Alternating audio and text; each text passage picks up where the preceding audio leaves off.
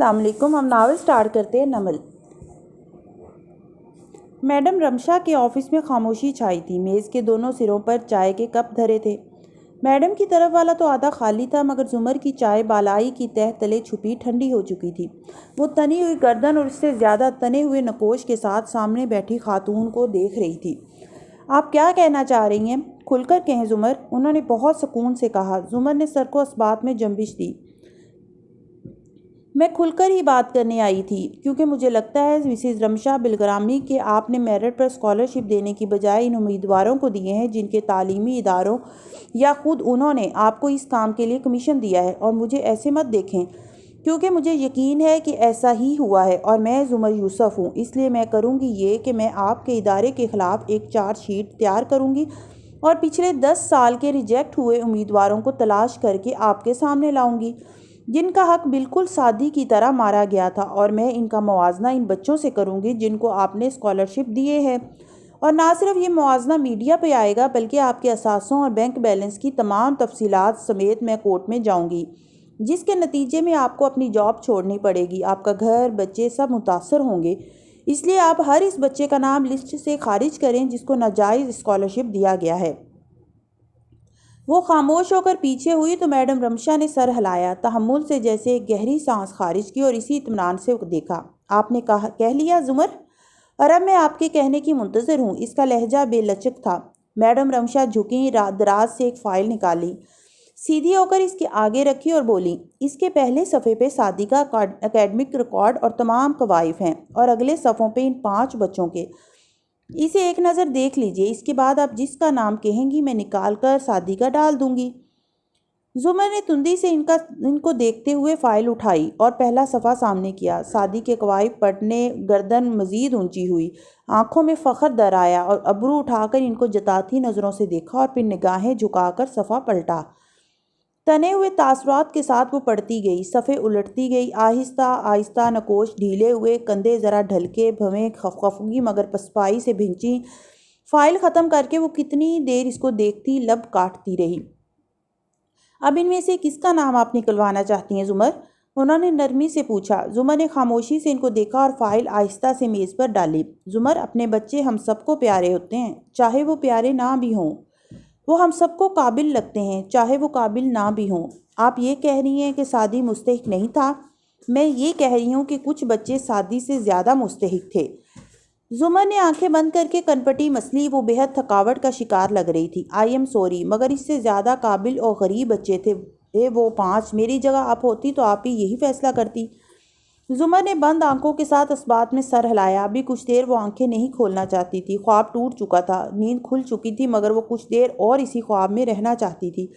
क्या इसने किसी और स्कॉलरशिप प्रोग्राम में अप्लाई नहीं किया? जुमर ने आंखें खोलीं। सारे ख्वाब हवा में तहलील हो गए। फीकी सी मुस्कुराहट के साथ इसने नफ़ी में गर्दन हिलाई। वो कर चुका है, वहाँ भी नहीं मिला। I am sorry. वो अफसोस से देख रही थी और जुमर भी इनको देखती कुछ सोच रही थी। जहन मुंतशिर था, सोचें भटक रही थी, मगर वो नुक्ता सामने था जिस पे इसे पहुंचना था। अभी नहीं तो कभी नहीं। मिसेस रमशा, क्या आप मुझे एक फेवर देंगी? किताब हाथ में लिए वो पढ़ते पढ़ते बालकनी में जा बैठा था। बाहर शाम अभी हल्की नीली थी। दूर तक फैला सब्जाजार और वहाँ से नज़र आती फार्स की एनेक्सी। लाइब्रेरी की बालकनी के दाएं तरफ हाशिम की बालकनी थी और इसके मज़ीद परे एक और बालकनी। अलबत्ता वो एक दूसरे से जुदा थी। किसी दूसरी बालकनी तक जाने के लिए आपको अंदर से ही जाना पड़ता।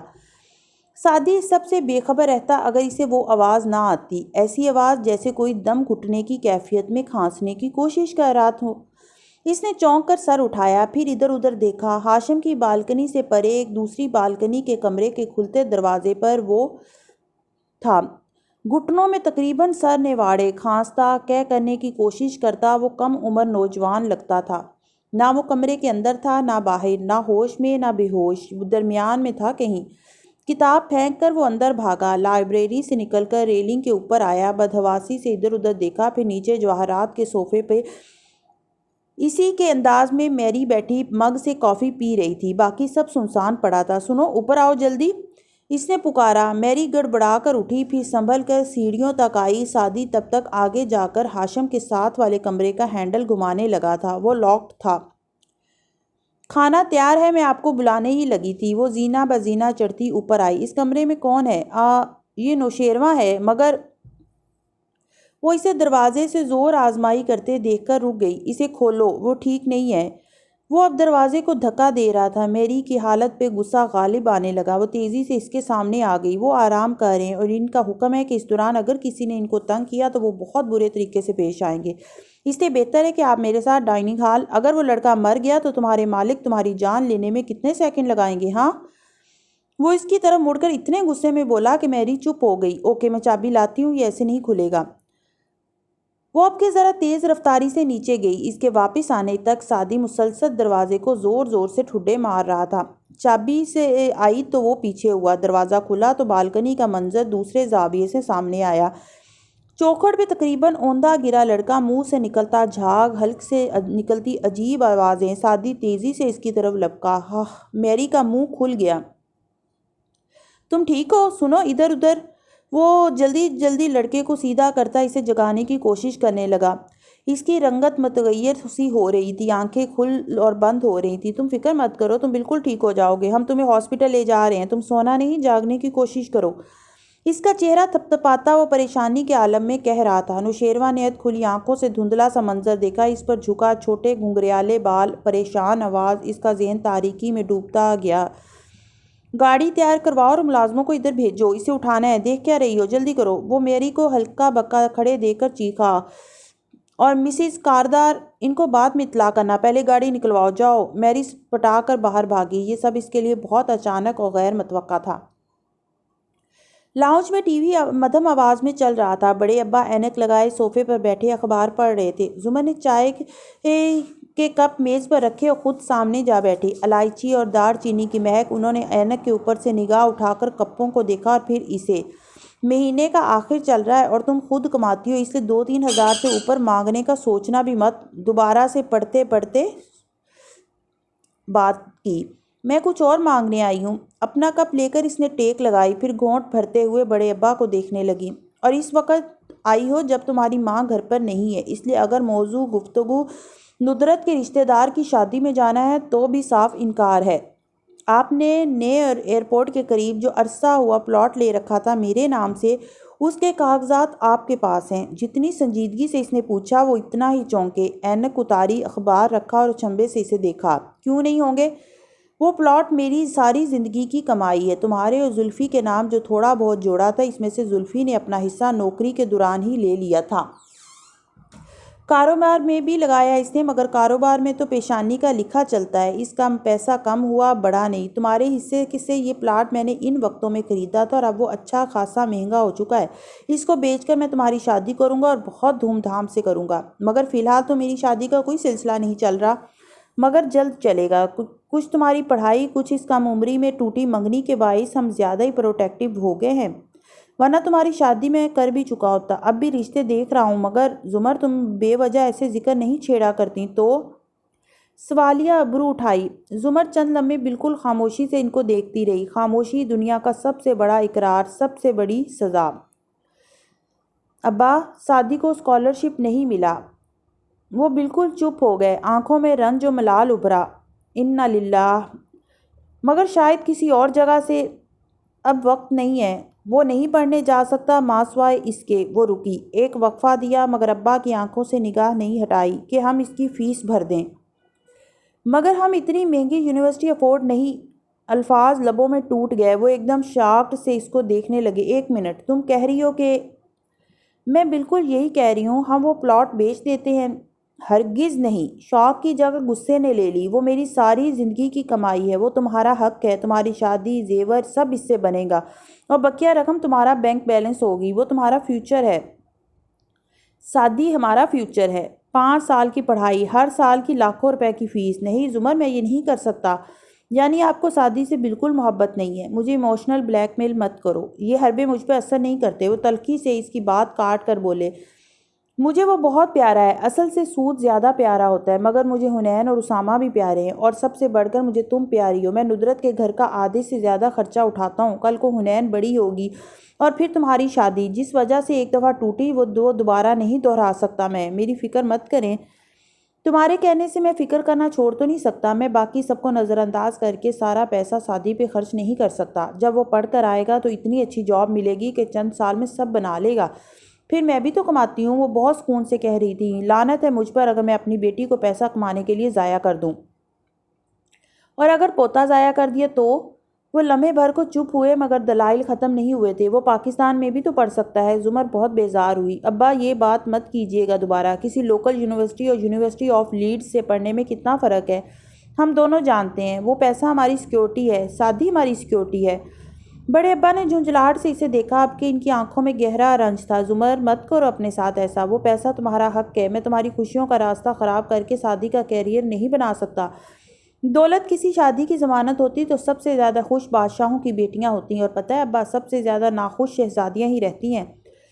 بڑے ابا نے تھک کر کپ اٹھایا، ان کی چائے ٹھنڈی ہو چکی تھی، الائچی دار چینی کی مہک سب زائل ہو چکا تھا۔ میں نہیں چاہتا کل کو تم اس بات پہ پچھتاؤ۔ کیا آپ کبھی مجھ پہ خرچ کر کے پچھتائے ہیں؟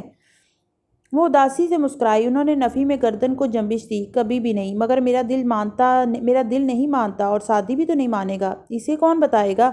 میں نے میم رمشا سے بات کر لی ہے، وہ یہی سمجھے گا کہ وہ اسکالرشپ پہ جا رہا ہے، کیونکہ اگر اسے پتہ چلا کہ پیسے آپ دے رہے ہیں تو وہ کبھی نہیں جائے گا۔ میں نہیں دے رہا، تم دینا چاہ رہی ہو، مگر میں تمہیں اس کی اجازت نہیں دوں گا، بالکل بھی نہیں۔ وہ پھر سے مزاحمت کرنے لگے۔ زمر نے آخری گھونٹ پیا، کپ میز پر رکھا، ہاتھ گویا جھاڑ کر کھڑی ہوئی۔ ایسا ہے یور آنر کہ بات شروع کرنے سے پہلے میں نے پوچھا تھا کہ آپ کے پاس کاغذات ہیں یا نہیں، تو جناب وہ کاغذات میرے پاس ہیں، اور میں پراپرٹی ڈیلر سے بات بھی کر چکی ہوں۔ اس لیے اگر آپ نے مجھے روکنے کی کوشش کی تو میں آپ پہ مقدمہ کر سکتی ہوں، اور کم از کم میرے حلقہ احباب میں تو کوئی اچھا وکیل میرے خلاف آپ کا کیس لڑے گا نہیں، اور اگر کوئی مل بھی گیا تو آپ کو تو کم از کم اگلے 7 سال تو میں آپ کو کورٹ کے چکر ضرور لگواؤں گی۔ اس لیے فی الحال آپ کے پاس میری بات ماننے کے سوا کوئی آپشن نہیں ہے۔ اور بہت ملال میں گھرے بڑے ابا ہولے سے ہنس دیے، مگر پھر ملال لوٹ آیا۔ وہ چائے کے برتن اٹھا کر واپس جا رہی تھی، انہوں نے اسے پکارا، اس سے اتنی محبت نہ کیا کرو اللہ، ورنہ بہت آزمائشیں ڈال دیتا ہے۔ زمر گہری سانس لے کر پلٹی اور ان کو دیکھتے ہوئے رسان سے بولی، عمر بن خطاب رضی اللہ عنہ نے فرمایا تھا، محبت پہ انسان کا اختیار نہیں ہوتا، یہ میرے بس میں نہیں ابا۔ وہ آزردگی سے مسکرا کر بولی اور پھر وہاں سے چلی گئی۔ وہ فکر مند اور پریشان بیٹھے رہ گئے۔ ان کو آج احساس ہو رہا تھا کہ اس کی شادی میں غیر ضروری دیر کر کے انہوں نے غلطی کر دی، ان کو ایسا نہیں کرنا چاہیے تھا۔ ہسپتال کے مرمری راہداری میں ہیل سے بھاگتے قدموں کی آواز پہ سعدی نے سر اٹھایا۔ جواہرات اپنے شوہر کے آگے تیز تیز آ رہی تھی، اپنے سارے میک اپ اور تیاری کے باوجود اس کا سفید پڑا پریشان چہرہ کسی سے چھپا نہیں تھا۔ سعدی کے پاس وہ رکی، متوحش نظروں سے بند دروازے کو دیکھا اور پھر اسے، شیرو کیسا ہے؟ وہ ٹھیک ہے۔ ہاشم کہاں ہے؟ اورنگزیب قریب آئے، سعدی نے کمرے کی طرف اشارہ کیا، وہ اندر ہے، آپ کے چھوٹے بیٹے کو ہوش آ گیا ہے، اس کو فوڈ پوائزنگ ہو گئی تھی۔ اورنگزیب آگے بڑھ گیا مگر جواہرات وہیں کھڑی مضطرب سلگتی نظروں سے دیکھ رہی تھی۔ کیا ہوا تھا شیرو کو؟ سعدی نے ایک نظر اورنگزیب پہ ڈالی جو کمرے کا دروازہ کھول رہے تھے۔ میرے سوال نظر انداز نہیں کیے جاتے، جو بھی نام ہے تمہارا۔ وہ دبی دبی سی گرائی تھی، میں اپنا اکیلا گھر تمہارے اوپر چھوڑ کر گئی تھی، اگر میرے بیٹے کی اس حالت کے ذمہ دار تم ہو تو تم بھگتو گے۔ مسز کاردار، آپ کے اکیلے گھر کے 2.5 درجن ملازمین اس بات کے گواہ ہیں کہ آپ کے بیٹے کی طبیعت خراب تھی اور میں اسے صرف ہسپتال لانے کا قصوروار ہوں۔ وہ شام میں اسے ملنے والے لڑکے سے زیادہ سنجیدہ اور سمجھدار لگ رہا تھا، مگر جواہرات کے تنے تاثرات ہنوز ویسے ہی تھے۔ کس قسم کی چیز سے فوڈ پوائزنگ ہوئی اسے؟ وہ مشتبہ غصے بھری نظروں سے اسے دیکھتے پھر سے گرائی، اس نے دوپہر کو وہی کھایا جو ہم سب نے کھایا تھا۔ اسے فوڈ پوائزنگ نہیں ہوئی۔ جواہرات کی آنکھیں تحیر سے پھیل لیں۔ کیا مطلب؟ تم نے ابھی کہا میں نہیں چاہتا تھا کہ کاردار صاحب کو یہ بات اس سے پہلی دفعہ ملنے سے پہلے پتہ چلے۔ جیب سے ایک پیکٹ نکال کر اس کے سامنے کیا، یہ ڈرگز مجھے اس کے پاس سے ملی تھی اور خالی سگریٹ بھی۔ آپ کے بیٹے نے منشیات کی اوور ڈوز لے لی تھی جس سے اس کی جان بھی جا سکتی تھی۔ جواہرات کی حالت یوں ہو گئی جیسے سانپ نے ڈنک مار دیا ہو۔ سفید چہرے اور پھٹی پھٹی نگاہوں سے اس نے سعدی کے چہرے کو دیکھا اور ہاتھ میں پکڑے پیکٹ تک کا سفر کیا۔ تو تم یہ کہہ رہے ہو کہ میرا بیٹا ایڈکٹ ہے؟ صرف میں نہیں، ڈاکٹر نے بھی یہی بتایا۔ یقیناً وہ کچھ عرصے سے ڈرگز لے رہا ہے۔ جواہرات نے بولنے کی کوشش کی مگر سارے الفاظ حلق میں کانٹے بن کر اٹک گئے۔ اس کا اندر باہر زخمی ہو گیا، آنکھوں میں نمی اتری مگر وہ بے چینی سے نفی میں سر ہلا رہی تھی۔ میرا بیٹا وہ 24 گھنٹے میرے سامنے رہتا ہے، مجھے کبھی کیوں نہیں لگا کہ وہ ڈرگز لیتا ہے۔ آج کل کے لڑکوں کو پتہ ہوتا ہے کہ انہیں کتنی مقدار لینی ہے اور بہت مہارت سے وہ یہ فن سیکھ جاتے ہیں کہ انہیں لوگوں کے درمیان ہوتے ہوئے بھی خود کو نارمل کیسے ظاہر کرنا ہے۔ اور پھر ساتھ بیٹھے شخص کو بھی علم نہیں ہوتا کہ یہ لڑکا منشیات کے زیر اثر بیٹھا ہے، یہ بھی ڈاکٹر نے کہا ہے۔ جواہرات نے ہلکا سا اسپات میں سر ہلایا، تنے تاثرات ڈھیلے پڑ گئے تھے، کندھے بھی ڈھلک چکے تھے، مگر وہ زندہ ہے مسز کاردار، اور زندگی سے اہم کوئی نعمت نہیں ہوتی۔ اس کو محبت سے سمجھائیے گا، وہ پلٹ آئے گا۔ آپ نے تو سنا تو ہوگا، محبت فاتح عالم۔ مجھے گھر جانا ہے، چلتا ہوں، وہ کہہ کر مڑنے لگا تو جواہرات تیزی سے اس کی طرف گھومی۔ کیا تم اس سے ملو گے نہیں؟ اس کی فیملی اس کے پاس ہے اور میری فیملی میرا انتظار کر رہی ہوگی، وہ ذرا سا مسکرا کر کہتا پلٹ گیا۔ جواہرات یکٹک اسے دور جاتے دیکھتی رہی۔ جب وہ نظروں سے غائب ہو گیا تو وہ تیزی سے پرائیویٹ روم کے دروازے تک آئی۔ شام کا آسمان ہلکا سرمئی تھا، سورج نے بادلوں کے نارنجی کناروں کو دہکا رکھا تھا اور لائبریری کی کھڑکی اس منظر کو واضح دکھا رہی تھی۔ اندر ایک کونے میں لمبی میز بچھی تھی، ایک سرے پہ 3 لڑکیاں بیٹھی کتابوں میں مگن تھیں، دوسرے سرے میں 2 متصل کرسیوں پہ وہ دونوں بیٹھے تھے۔ زمر سر جھکائے گردن ترچھی کیے کاغذ پہ کچھ لکھ رہی تھی اور فارس قریب بیٹھا بور سا ہو کر ادھر ادھر دیکھ رہا تھا۔ چلیں یہ ٹاپک تو ختم ہوا، سب کلیئر تھا نا؟ آخری لفظ لکھ کر صفحہ اس کے سامنے کرتے ادھر زمر نے سر اٹھایا، ادھر فارس نے فوراً سنجیدہ اور سیدھے ہوتے ہوئے بہت توجہ سے اس کاغذ کو پڑھا۔ جی بالکل، اوکے، اب آگے چلتے ہیں۔ وہ نوٹس کے صفحے پلٹ کر اگلے موضوع پر آئی، پھر قلم والے ہاتھ کو عادتاً ہلاتی روانی سے سمجھانے لگی۔ فارس نوٹس کو دیکھتا، ذرا دیر بعد سر ہلا بھی دیتا۔ براہ راست اس کے چہرے پہ صرف 2-1 بار نگاہ ڈال سکا، پھر سر جھکا لیا۔ زمر کا فون بجا تو وہ رکی، نمبر دیکھا اور موبائل کان سے لگایا۔ جی سر، میں نے ہی وہ شیٹ آپ کو بھجوائی تھی۔ وہ رک کر سننے لگی۔ جی بالکل، میں نے تمام سٹوڈنٹس کی حاضری درج کی ہے سوائے حبیبہ وقار کے۔ میں نے دانستہ طور پہ اس کا کھانا خالی چھوڑا ہے، وہ گھنگریالی لٹ کو انگلی پہ رول کرتی کہہ رہی تھی۔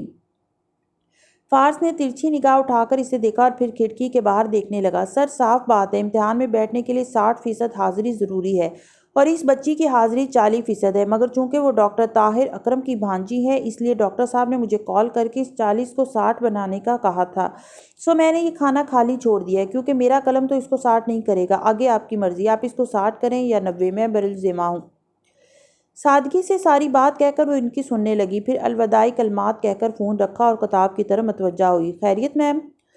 زمر نے جھکے چہرے کے ساتھ سر جھکا کر سر جھٹکا۔